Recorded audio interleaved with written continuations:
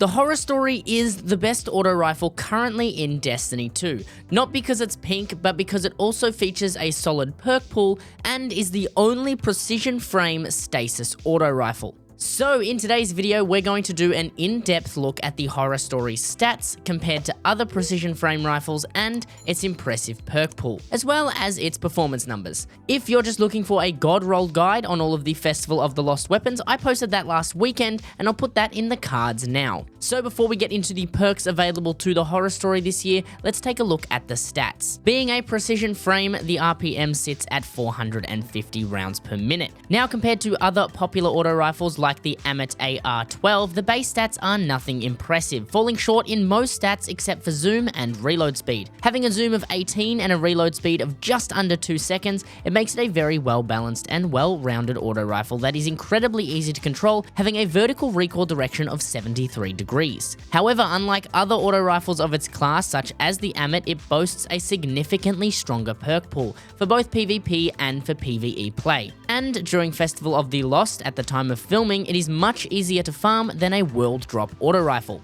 It also helps that it sits in the kinetic slot rather than the energy slot, so you'll be able to take your Forbearance or your favorite fusion rifle into activities. So now that we've looked at these stats, let's take a look at the impressive perk pool available and what perks you'll want to pick up if you're using this weapon for PvE. And while I do that, consider leaving a like on the video, it helps a ton if you have been enjoying it. In column 3, you're going to want to take Demolitionist. This will provide you with 10% grenade energy per kill and reload your weapon when you throw a grenade. This is on a 3-second cooldown, so keep that in mind. And in column 4, you'll want to either take Headstone, which will create a stasis crystal, and defeating enemies with these crystals will still proc Demolitionist, since stasis crystals are counted as weapon damage. Alternatively, you can pick up Adrenaline Junkie, which will give you a nice damage boost of 33% when it is at max stats, meaning you'll be able to rip through those smaller enemies, no worries. Now that we have taken a look at those PvE perks, let's take a look at the perks you'll want to bring for PvP. In the first column for the barrel, you've got a few perks to pick from. Arrowhead Break, Chambered Compensator, Corkscrew Rifling, and Extended Barrel are all good depending on what you're looking for in terms of stats, whether that be handling, recoil reduction, or range. So for the first two columns, take what stats you want to prioritize.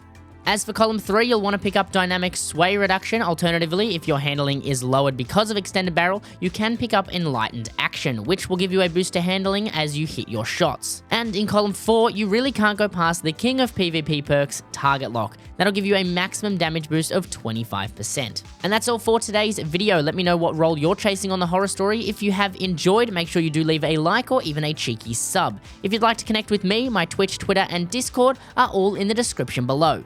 And until next time, I'll see you on stream.